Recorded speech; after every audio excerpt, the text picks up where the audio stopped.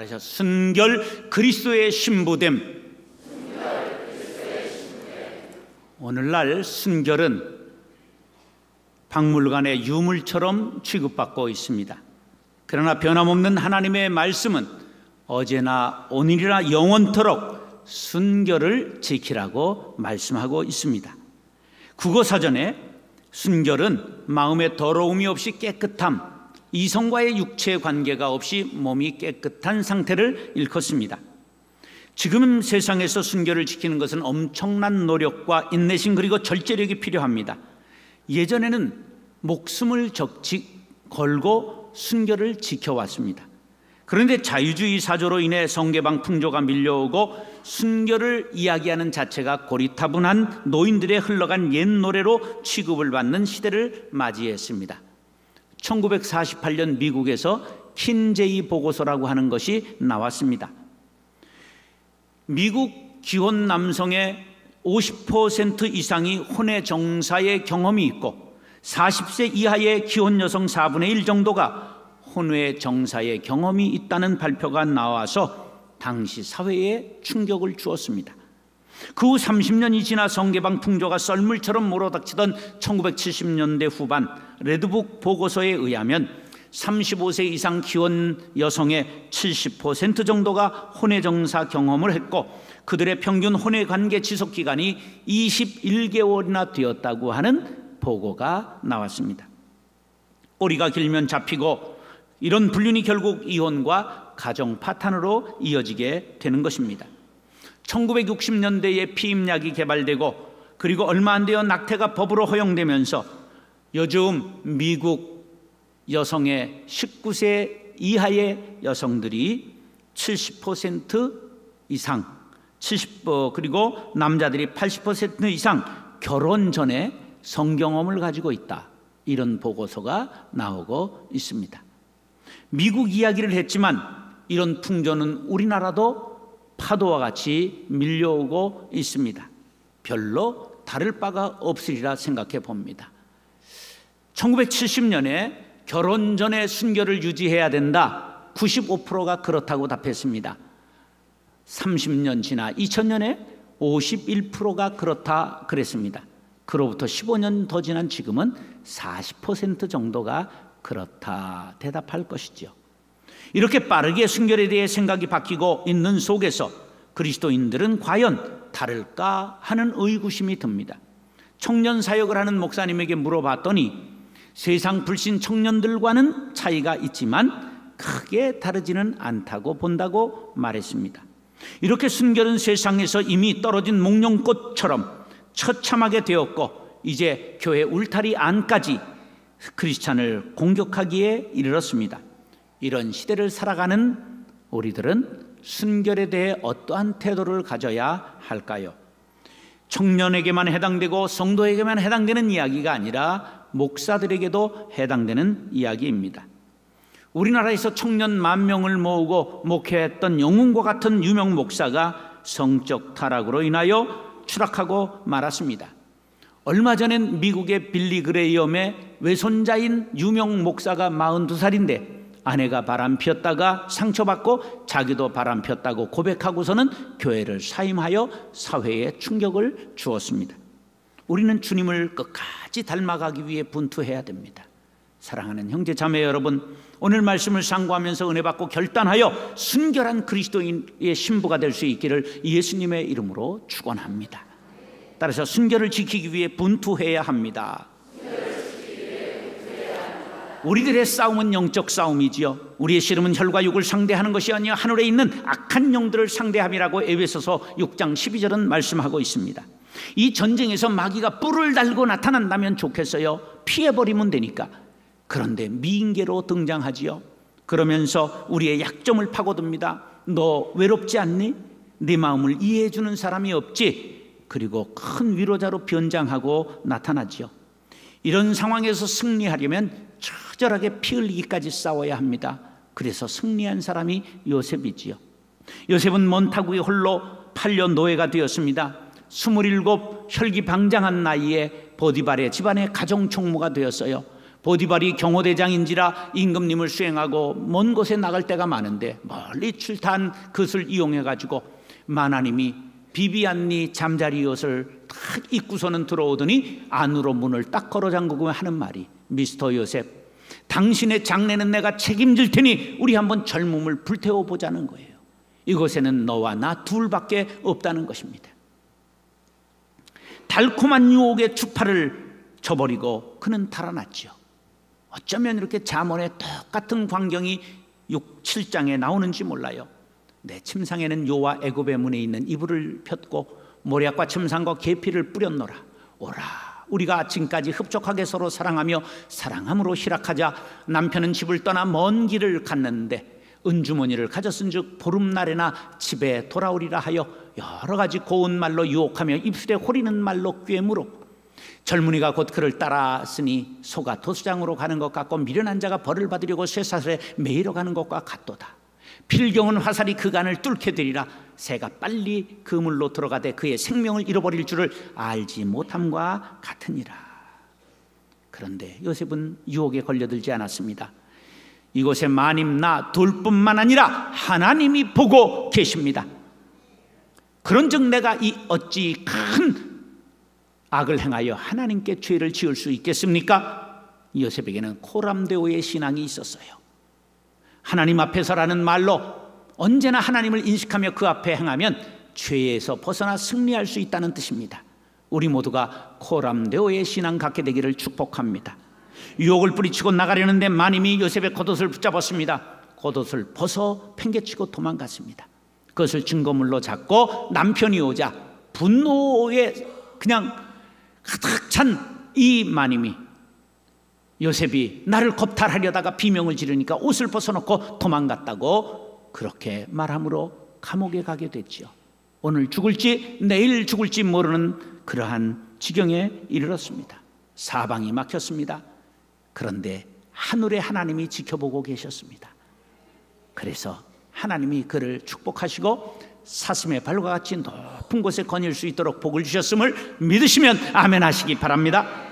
순결을 지키는 것은 어려움입니다. 그러나 하나님의 크신 은혜와 복이 있다는 사실을 믿으시기 바랍니다. 15절로 18절 시작.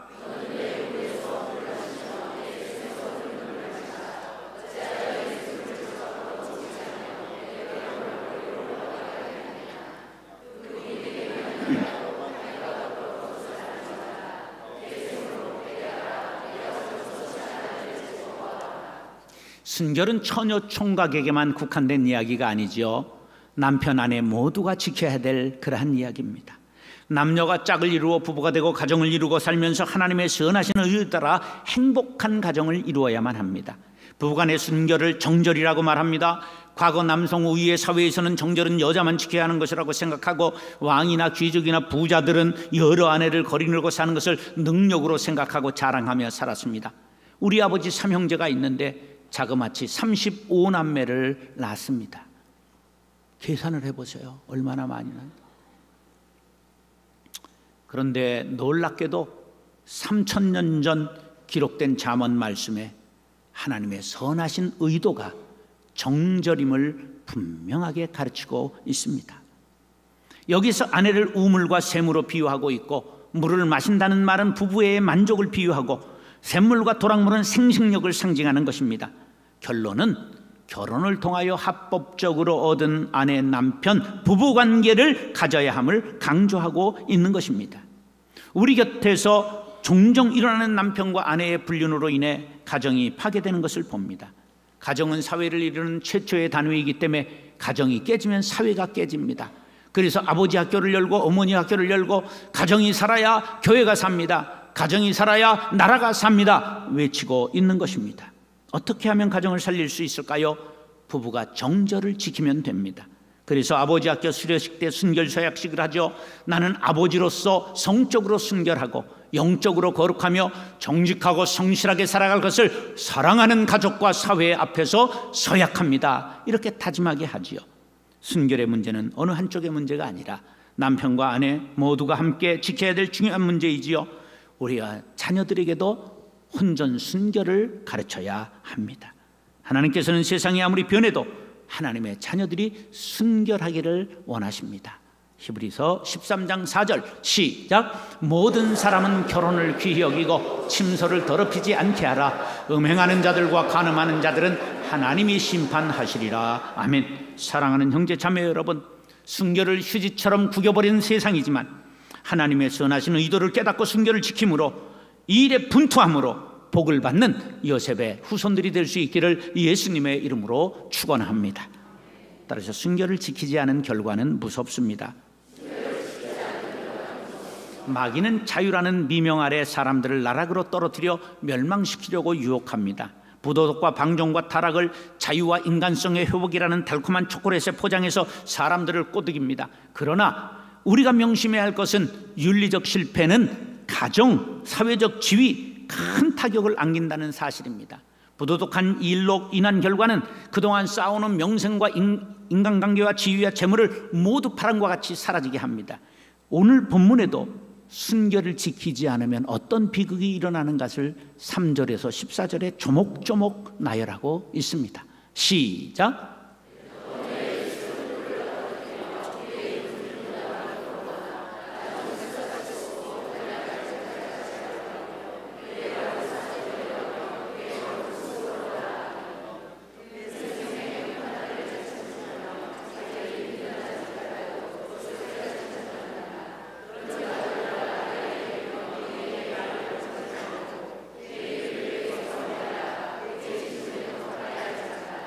두렵건대 내 전용이 남에게 잃어버리게 되며 내 수완이 잔인한 자에게 빼앗기게 될까 하노라. 두렵건대 타인이 내 재물로 충족하게 되며 내 수고한 것이 외인의 집에 있게 될까 하노라. 두렵건대 마지막에 이르러 내 몸 내 육체가 쇠약할 때에 내가 한탄하여 말하기를 내가 어찌하여 훈계를 싫어하며 내 마음이 꾸지람을 가벼이 여기고 내 선생의 목소리를 청정하지 아니하며 나를 가르치는 이에게 귀를 기울이지 아니하였던고. 많은 무리들이 모인 중에서 큰 악을 빠지게 되었노라 하게 될까 염려하노라. 이 내용 속에 보면 부도덕의 결과로 얻는 어려움 7가지를 나열하고 있습니다. 큰 고통을 당하게 되고 하나님의 심판을 받게 되고 부끄러움을 당하게 되고 세월을 낭비하게 되고 재물을 탕진하게 되고 건강을 잃게 되고 후에 막급한 생애를 살아가게 된다. 이와 같이 모든 것을 잃게 되는 것이 순결을 잃고 부도덕의 결과입니다. 그런데 문제는 음료의 유혹이 달콤하다는 것입니다. 음료의 유혹의 달콤함에 대하여 3절에는 입술은 꿀을 떨어뜨리며 그의 입은 기름보다 미끄럽다고 표현하고 있습니다. 잠언 6장에는 이것이 너를 지켜 악한 여인에게 이방 여인의 혀로 호리는 말에 빠지지 않게 하리라. 내 마음에 그의 아름다움을 탐하지 말며 그 눈꺼풀에 홀리지 말라. 음료로 말미암아 사람이 한 조각 떡만 남게 되며 음란한 여인은 귀한 생명을 사냥한다고 말하고 있습니다. 말로 호리고 화장을 짙게 하고 그리고 립스틱 짙게 바르고 향수를 뿌리고 예나 제나 3000년 전이나 지금이나 음료는 똑같다 그런 거예요. 결과는 생명을 사냥당한다는 거지요. 제프 아이오그라고 하는 목사님은 이런 말을 했어요. 시작. 부도덕은 달과 별을 따주겠다고 약속하지만 실제로 따주는 것은 파괴와 죽음이다. 이 말을 명심하시기 바랍니다. 부도덕한 관계는 처음에는 불꽃처럼 타오르고 짜릿하지만 달콤한 사랑이 오래가지 않고 초콜릿이 곧 녹는 것처럼 오래가지 못한다는 사실입니다. 그 왜 사람들이 자유로를 달리며 바람을 피는가? 심리학자들이 얘기한 걸 보니까요, 사람들이 바람을 필 때 그 짜릿한 강도가 마약 먹을 때 비슷하다는 거예요. 이런 얘기예요. 가령 우리가 어려서 술래잡기를 하는데 집단 속에 싹 볏짚 속에 숨었는데 술래하는 애가 그 앞에 와서 빙빙 돌면 못 찾을 때 들키면 안 되는데 요때 요 짜릿함이 굉장하다는 거예요. 그런데 바람 필 때 짜릿한 게 그거 10배라는 거예요. 마약 먹는 것 같다는 거예요. 조심하세요. 남는 것은 결과는 이쪽에서도 버림받고 저쪽에서도 버리고 자녀까지도 버림을 받아요. 남는 것은 외로움과 쇠약함과 빈 통장밖에 없게 된다고 잠언이 강조하는 거예요. 제가 어릴 때 자라면서 보니까 바람 폈다가 이제 버림받고 조강지처에게 중풍 맞을 때쯤 돌아와요. 그럼 이제 본부인이 목욕을 시키면서 아이 웬수야 그러면서 철썩철썩 때리는 것, 이게 아주 교과서적인 코스웍이에요. 다윗이 바세바를 간음합니다. 세상 왕이 그럴 수도 있지, 그렇게 볼 수 있는 얘기인데 하나님 나라에선 아니 됩니다. 그로 인하여 다윗이 피눈물을 흘려요. 철저하게 회개했지만 죄과는, 죄의 열매는 다 받는다는 것을 다윗의 생애가 교훈합니다. 다윗이 누굽니까? 하나님 마음에 합한 사람이에요. 하나님이 제일 아끼고 사랑하는 사람이 다윗이에요. 그런데 예외가 없습니다. 순결을 잃고 부도덕한 일을 행하자 큰 벌을 받는데 나단이 이렇게 벌을 예언합니다. 시작.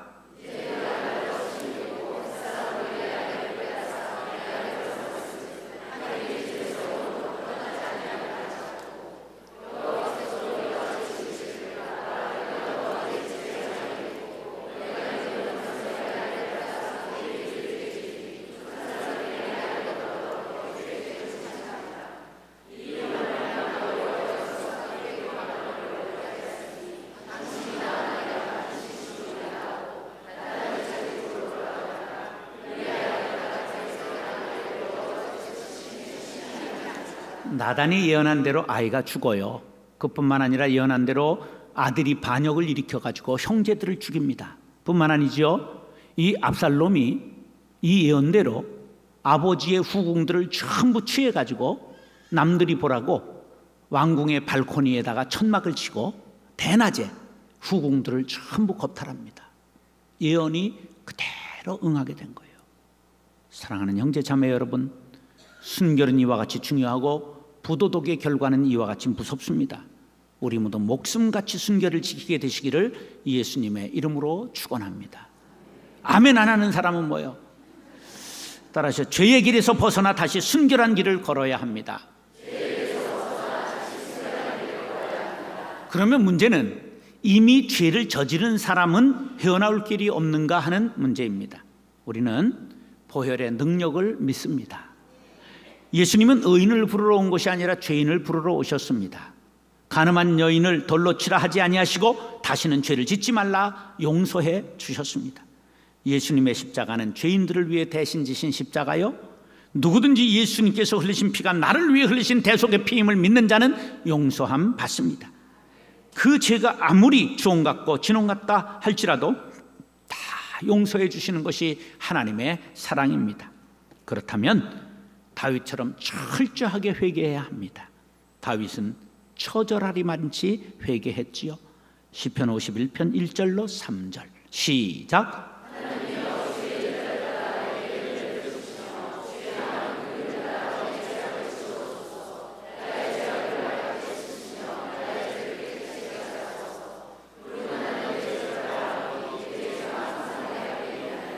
얼마나 회개의 눈물을 흘렸는지 시편 6편 노란 글씨만 읽겠습니다. 시편 6편 시작.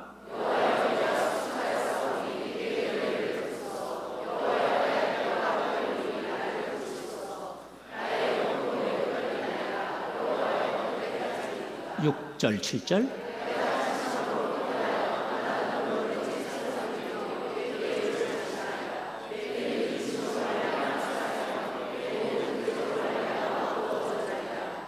얼마나 눈물을 흘렸는지 눈이 쇠약해졌고요, 얼마나 눈물을 많이 흘렸는지 침상이 배처럼 떴다고 고백하고 있습니다. 하나님이 동이 서에서 먼 것 같이 죄가를 멀리 던져버리실 것입니다. 그리고 다시는 죄를 범하지 않기 위해 구체적 행동을 정하고 실천하시기 바랍니다. 19절로 23절 시작.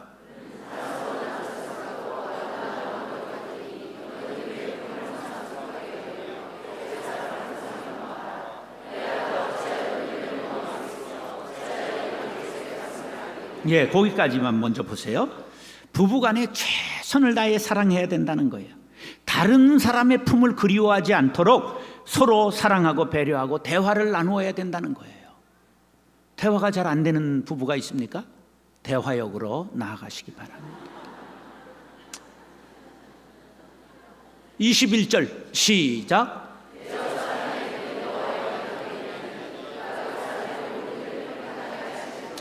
그 다음에 사람의 길이 누구 앞에 있다고요? 하나님의 눈앞에 있어요. CCTV가 많은 나라지요. 그것 무서워하지 말고 하나님의 눈을 무서워하세요. 불꽃같이 우리를 감찰하십니다. 그 다음에 22절 23절 보세요. 시작. 23절.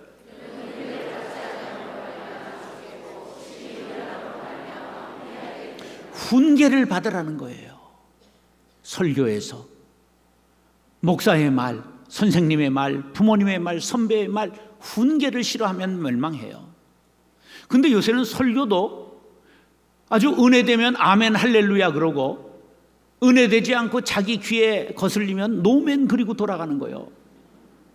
그럼 망하는 거예요. 여러분, 양약은 입에 쓴 법이에요. 쓸수록 아멘 하면 여러분의 인생이 달게 됩니다. 할렐루야. 구체적으로 이외에도 실천해야 할 것들이 있는데, 문화라고 다 좋은 것 아닙니다. 문화 선별하세요. 10년 동안 어떤 프로그램이 인기를 끈다. 10년 동안 우리 아이들이 그것만 보고 거기 세뇌돼서 인생이 가벼워지는 거예요. 인생을 그렇게 희희낙낙하고 배우들 돈 벌어주고 PD들 돈 벌어주고 방송사 돈 벌어주다가 끝날 겁니까? 내가 좋은 프로그램을 골라볼 수 있는 능력을 가져야 되지 않겠어요? 내가 구체적으로 어느 프로그램이라고 말하고 싶지 않아요. 우리 딸들도 그거 보니까 내가 하는 말인데, 좋은 것들 봐야 돼요. 특별히 음란한 것들 보면 안 됩니다. 음란한 것 조심해야 돼요. 연속극에서 막 사랑관계가 이리 꼬이고 저리 꼬이는 거 보지 마세요. 여러분, 대리만족하시려고 그럽니까? 그 마음을 하나님이 아시는데. 연속극 평생 안 보고도 이렇게 멀쩡히 살아가는 사람도 있잖아요. 건강한 건 보세요. 건강한 것은 영화나 DVD, 음란물, 음란한 장소, 그리고 인터넷, 컴퓨터 조심하시기 바랍니다. 음란 채팅 죄입니다. 가장 조심해야 될 것은 여행할 때 조심해야 됩니다. 합당하지 않은 장소, 술, 수상한 만남 절대 삼가해야 합니다. 부도덕한 죄를 짓고 순결을 잃은 사람이 있다면 하나님께 정직하게 회개하고 다시 서시기 바랍니다. 핑계를 대거나 자기를 정당화하려는 유혹을 벗어나시기 바랍니다. 한 가지 거짓을 덮기 위해서 9가지 거짓말이 필요합니다. 더러 꼬이게 만드는 것입니다. 새롭게 살고 회복되는데 오랜 시간이 걸려요. 왜냐? 상대방이 나를 용서하는 데 시간이 필요하기 때문이죠. 평생 사람에게 용서 못 받을 수도 있어요. 그러나 하나님께 용서가 반드시 있다는 사실을 기억하시기 바랍니다. 히브리서 9장 13절 14절 시작. 염소와 황소의 피와 및 암송아지의 죄를 뿌려 그 육체를 정결하게 하여 거룩하게 하거든 하물며 영원하신 성령으로 말미암아 흠없는 자기를 하나님께 드린 그리스도의 피가 어찌 너희 양심을 죽은 행실에서 깨끗하게 하고 살아계신 하나님을 섬기게 하지 못하겠느냐. 어떤 죄라도 용서하시는 하나님의 아들 예수 그리스도의 보혈을 기억하시고 주님 앞에 고하시기 바랍니다. 흰눈과 같이 정하게 해주실 줄로 믿습니다. 사랑하는 형제 자매 여러분, 순결한 그리스도의 신부가 되리라 결단하시기를 예수님의 이름으로 축원합니다.